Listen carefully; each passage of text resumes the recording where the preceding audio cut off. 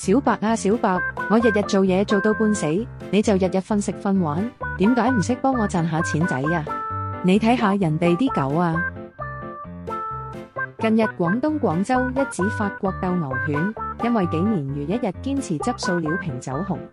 5月6號主人張先生統計，小白已經通過執塑料瓶賺咗成10萬蚊。佢坦言，錢有好大一部分係嚟自各平台嘅視頻收益。自從小白火咗之後，周圍啲店鋪都會幫佢準備好啲塑料瓶俾佢執。